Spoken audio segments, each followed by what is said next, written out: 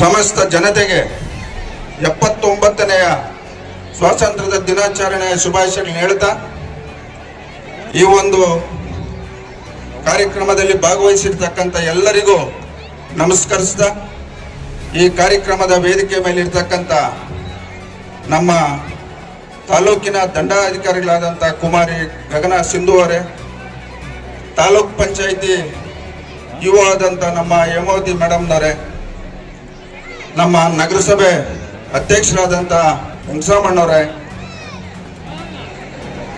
ನಗರಸಭೆ ಉಪಾಧ್ಯಕ್ಷರಾದಂಥ ನಮ್ಮ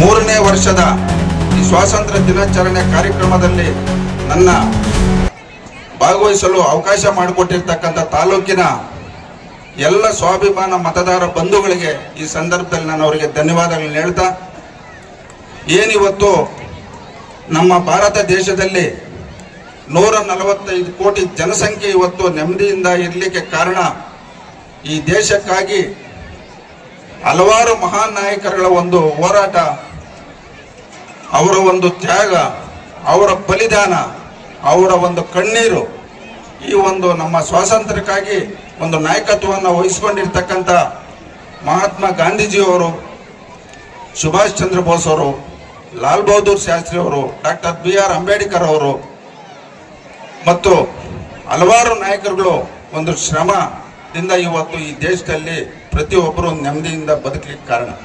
ಆ ಎಲ್ಲ ಮಹನೀಯರನ್ನ ನಾವು ಸ್ಮರಿಸುತ್ತಾ ಈ ಒಂದು ಕಾರ್ಯಕ್ರಮದಲ್ಲಿ ಮುಖ್ಯವಾಗಿ ನಾನು ಹೇಳ್ತಕ್ಕಂಥದ್ದು ಏನಿವತ್ತು ಪ್ರತಿಯೊಬ್ಬರ ಒಂದು ಜವಾಬ್ದಾರಿ, ಇವತ್ತು ಮೊದಲು ಜನಪ್ರತಿನಿಧಿಗಳು ಮತ್ತು ಸರ್ಕಾರಿ ಅಧಿಕಾರಿಗಳ ಒಂದು ಜವಾಬ್ದಾರಿ ಇವತ್ತು ನಮ್ಮ ಒಂದು ಮೇಲೆ ಇರ್ತಕ್ಕಂಥದ್ದು. ಈ ದೇಶದಲ್ಲಿ ಪ್ರತಿಯೊಬ್ಬರಿಗೂ ಶಿಕ್ಷಣ, ಆರೋಗ್ಯ, ಈ ದೇಶದ ಪರಿಸರನ ಉಳಿಸ್ತಕ್ಕಂಥ ಜವಾಬ್ದಾರಿ ಎಲ್ರಿಗೂ ಇರಬೇಕಂತ ಈ ಸಂದರ್ಭದಲ್ಲಿ ನಾನು ಹೇಳಕ್ಕೆ ಬಯಸ್ತಾ ಇದ್ದೀನಿ. ಇವತ್ತು ಪ್ರತಿ ತಂದೆ ತಾಯಿಗಳು ಅವರ ಮಕ್ಕಳ ಮೇಲೆ ಒಂದು ನಂಬಿಕೆ, ಅವರ ಮಕ್ಕಳ ಮೇಲೆ ಅವರಿಗೆ ಒಂದು ಉತ್ತಮ ಭವಿಷ್ಯವನ್ನು ರೂಪಿಸ್ಬೇಕಂತ ಏನಿವತ್ತು ಆ ತಂದೆ ತಾಯಿಗಳು ಆ ಮಕ್ಕಳ ಮೇಲೆ ಒಂದು ನಂಬಿಕೆಯನ್ನು ಇಟ್ಟಿರ್ತಾರೋ, ಆ ನಂಬಿಕೆಯನ್ನ ಪ್ರತಿ ಮಕ್ಕಳು ತಾವು ಈ ಒಂದು ಸಮಾಜದಲ್ಲಿ ಒಂದು ಉನ್ನತ ಸ್ಥಾನಕ್ಕೆ ಹೋಗ್ಬೇಕಾದ್ರೆ ಪ್ರತಿ ವಿದ್ಯಾರ್ಥಿಗಳು, ಪ್ರತಿ ಮಕ್ಕಳು ಮೊದಲನೇದು ಮಾತೃದೇವೋಭವ, ಪಿತೃದೇವೋಭವ, ಗುರುದೇವೋಭವ, ಈ 3 ಜನ ತಾವು ಪಾಲನೆ ಮಾಡಿದಾಗ ಈ ಸಮಾಜದಲ್ಲಿ ಪ್ರತಿಯೊಬ್ಬರು ಒಂದು ಉನ್ನತ ಸ್ಥಾನಕ್ಕೆ ಹೋಗ್ತಾರೆ. ತಾವೆಲ್ಲರೂ ಪಾಲನೆ ಮಾಡ್ಬೇಕಂತೇಳಿ ಈ ಒಂದು ಕಾರ್ಯಕ್ರಮದಲ್ಲಿ ಎಲ್ಲ ಮಕ್ಕಳಿಗೆ ನಾನು ಈ ಸಂದರ್ಭದಲ್ಲಿ ಹೇಳಕ್ಕೆ ಬಯಸ್ತಾ ಇದ್ದೀನಿ. ಇವತ್ತು ನಮ್ಮ ದೇಶ ನಮಗೆ ಸ್ವಾತಂತ್ರ್ಯ ಬಂದಂಥ ಸಂದರ್ಭದಲ್ಲಿ ಈ ದೇಶದ ಜನಸಂಖ್ಯೆ 34 ಕೋಟಿ ಜನಸಂಖ್ಯೆ. ಆವತ್ತು ಈ ದೇಶದಲ್ಲಿ ಕೇವಲ 4% ಮಾತ್ರ ವಿದ್ಯಾಭ್ಯಾಸ ಮಾಡಿರ್ತಕ್ಕಂಥವ್ರು ಇದ್ದರು. ಇವತ್ತು 79 ವರ್ಷ ಕಳೆದ ಮೇಲೆ ಇವತ್ತು ಸುಮಾರು 88% ಇವತ್ತು ವಿದ್ಯಾಭ್ಯಾಸ ಪಡೆದಿರ್ತಕ್ಕಂಥ ನಾಗರಿಕರು ಈ ದೇಶದಲ್ಲಿದ್ದಾರೆ. ಇವತ್ತು ಇಡೀ ಜಗತ್ತಿನಲ್ಲೇ ಅತ್ಯಂತ ಜನಸಂಖ್ಯೆ ಇರತಕ್ಕಂಥ ದೇಶ ನಮ್ಮ ಭಾರತ ದೇಶ.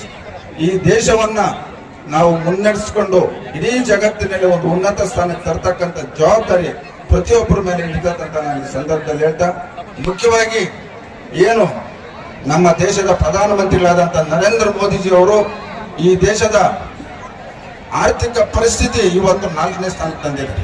ಇವತ್ತು ಅವರ ಒಂದು ಸಂಕಲ್ಪ 2047ಕ್ಕೆ ವಿಕಸಿತ ಭಾರತ್ ಅಂತ ಒಂದು ಸಂಕಲ್ಪವನ್ನು ಮಾಡಿದ್ದಾರೆ.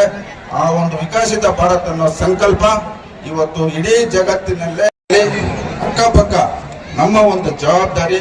ನಾವು ನಮಗೆ ಜನ್ಮ ಕೊಟ್ಟಂತ ತಂದೆ ತಾಯಿನ ಯಾವ ರೀತಿ ಗೌರವಿಸ್ತಿರೋ ನಮ್ಮ ದೇಶವನ್ನು ಅದೇ ರೀತಿ ನಾವು ಗೌರವಿಸ್ಬೇಕಂತ ಈ ಸಂದರ್ಭದಲ್ಲಿ ಹೇಳ್ತಾ, ಏನಿವತ್ತು ಈ ಒಂದು ಕಾರ್ಯಕ್ರಮದಲ್ಲಿ